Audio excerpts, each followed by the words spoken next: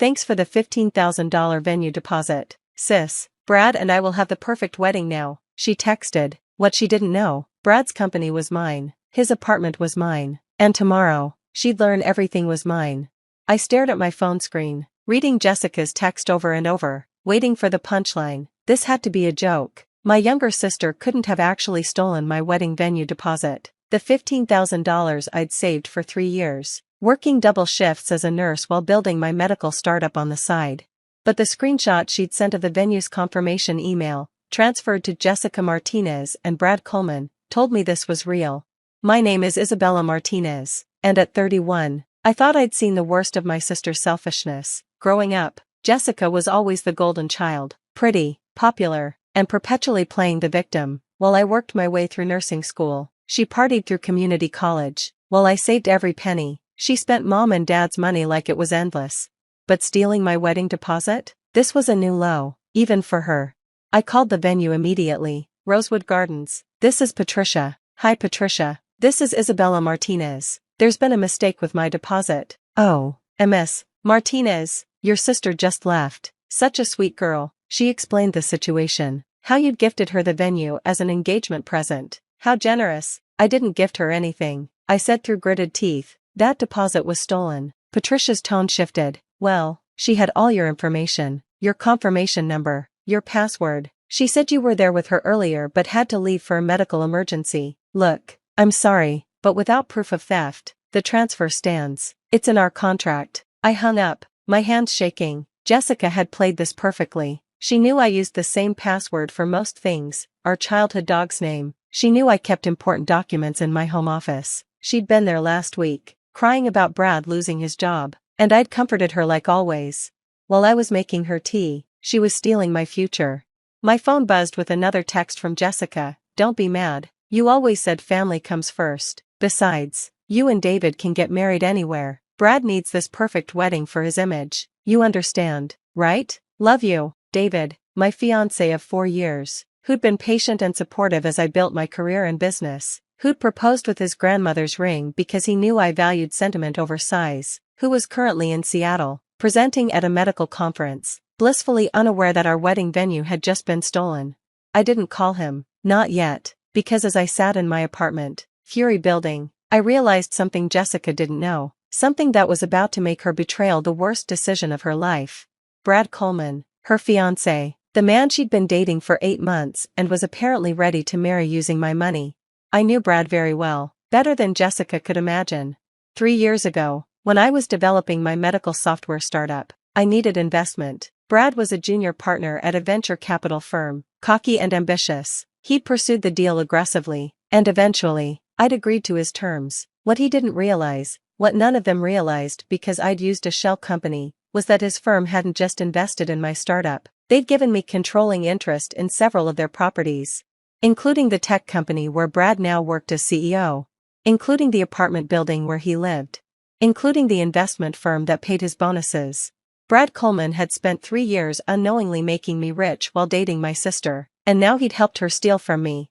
Time for them to learn who really held the cards. I opened my laptop and began pulling files, contract after contract, deed after deed, 3 years of careful planning, of building an empire while everyone thought I was just a nurse with a side project. My medical software company was the visible part of the iceberg. Below the surface was so much more. First, I called my lawyer, Diane Chen. I need you to execute Operation Clean Sweep. All of it? Diane sounded surprised. That's 23 properties and 4 companies. All of it. Start with Coleman Industries and 1547 Park Avenue. Brad Coleman's company and apartment building? The very same. Diane whistled low. He's going to lose his mind when he finds out. When do you want to pull the trigger? I checked the date. Jessica just stole my wedding venue for her wedding to Brad. It's in 6 weeks. Let's give them 5 weeks to plan everything. Send invitations. Order flowers. Then we strike. Brutal. I love it. I could hear Diane smile. I'll have the papers ready by morning. Next, I scrolled through my contacts to Martha Coleman, Brad's mother. We'd become friendly over the years, though she had no idea I was the shadow investor in her son's life. She thought I was just a nurse who'd helped her through a health scare. Martha, it's Isabella. I have some news about Brad and Jessica. The next 5 weeks were torture and theater combined. Jessica threw herself into wedding planning with my money. posting constantly on social media. Can't believe I found my dream venue. #blessed #future Mrs. Coleman. She had the audacity to invite me to her engagement party. I attended, wearing a simple black dress and a smile that didn't reach my eyes. "Bella," she squealed, throwing her arms around me, "isn't this amazing? Look at the ring Brad got me." The ring was enormous, easily $50,000. I recognized it from the jewelry store next to Brad's office, the one in the building I owned. "It's beautiful," I said calmly. "Brad must be doing well." Brad appeared then, all swagger and expensive suit. "Business is booming. Just closed a huge deal with some overseas investors. We're set for life, babe." Jessica giggled and kissed him. I wanted to tell him those overseas investors were my shell companies, that I'd been slowly buying out his shares for months. Instead, I smiled and toasted their happiness. "Oh, Bella," Jessica said suddenly, "I'm sorry about the venue thing, but you understand, right? Brad needed something impressive for his business contacts. Image is everything in his world." "I understand completely," I said. "Image is everything." Mom pulled me aside later. "It was wrong of Jessica to take your deposit, but she's your sister, and she's finally happy. Can't you just let this go? She stole $15,000 from me." "Mom, Brad will pay you back. He's very successful." I bit my tongue. Mom had always made excuses for Jessica. Pretty, helpless Jessica who couldn't possibly be expected to face consequences. Hardworking Isabella who should always be the bigger person. "Sure, Mom, I'm sure he will." I left early, but not before Brad cornered me at the bar. "Thanks for being cool about the venue. Jessica was worried you'd freak out. I told her you were too smart to let family drama affect business." "Business?" I raised an eyebrow. "Well, yeah, I might throw some investment your way for that little medical thing you're working on. Keep it in the family, you know?" He winked like he was doing me a favor. "That's very generous, Brad." He clapped me on the shoulder. "What's family for, right? What's family for, indeed." The next 5 weeks, I watched Jessica plan my dream wedding. She used my vendor list, my flower arrangements, even my menu selections. Every detail I'd spent months planning, she copied. She sent me photos for approval, as if I was her wedding planner instead of the sister she'd robbed. "Do you think the roses should be blush or ivory?" she texted.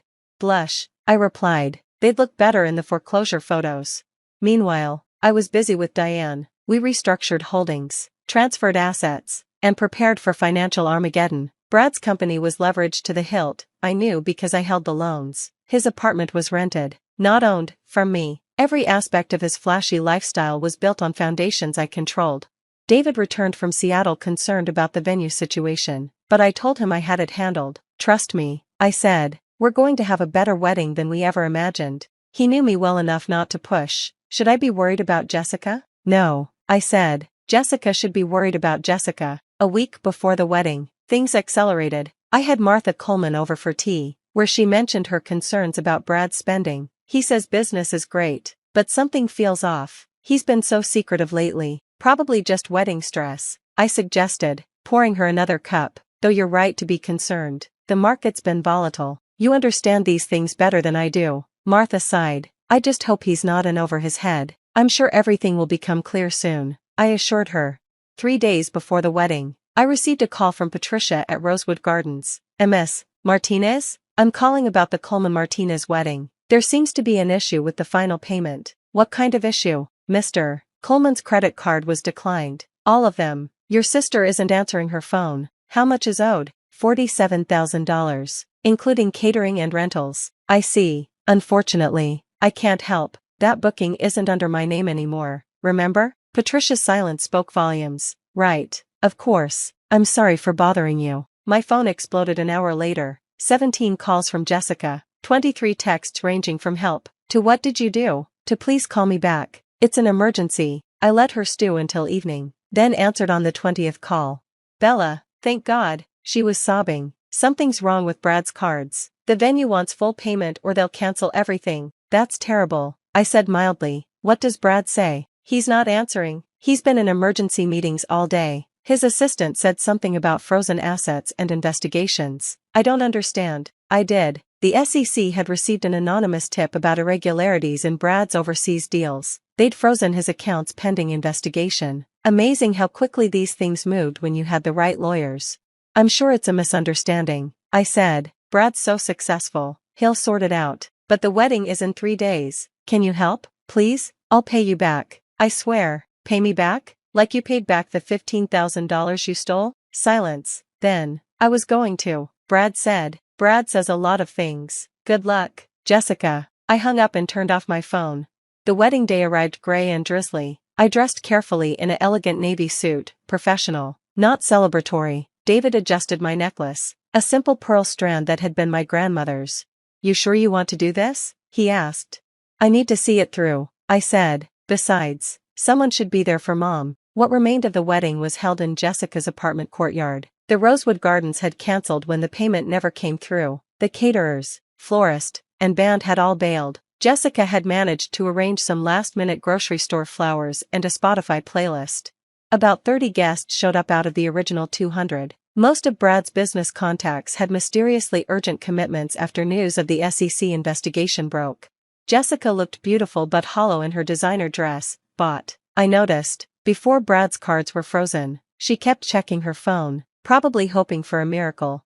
Brad looked like he'd aged 10 years in 3 days. His suit was the same one from the engagement party, but it hung loose now. Stress had carved lines in his face.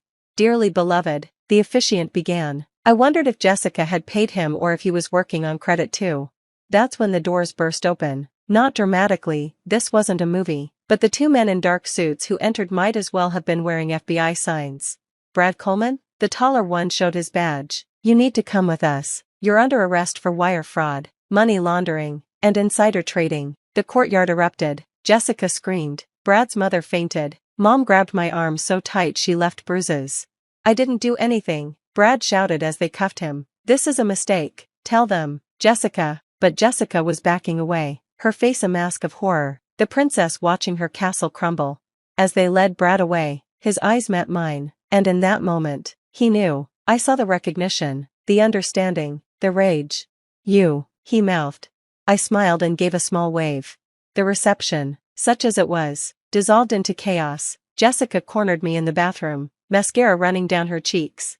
You did this, she accused. I don't know how, but you destroyed my life. No, Jessica, you destroyed your life the moment you decided to steal from me. I touched up my lipstick calmly. Did you really think there wouldn't be consequences? It was just money. I was going to pay you back. With what? Brad's money? The money he made from companies I own? I turned to face her. Oh, you didn't know? Coleman Industries, his apartment building, 3 of his major investors, all mine, has been for years. Her face went white. That's impossible. You're just a nurse. I'm a nurse who built a medical software empire, who invested smartly, who played the long game while you played dress up with stolen money. I headed for the door. By the way, Brad's apartment? The lease ends tomorrow. You might want to pack. Bella, please. She grabbed my arm. I'm your sister. Were you my sister when you snuck into my home and robbed me? Were you my sister when you laughed about taking my dream venue? I shook her off. Family means nothing to you except what you can take from it. Well, congratulations. You took everything you could from me, and now you get to live with the consequences. I left her sobbing on the bathroom floor.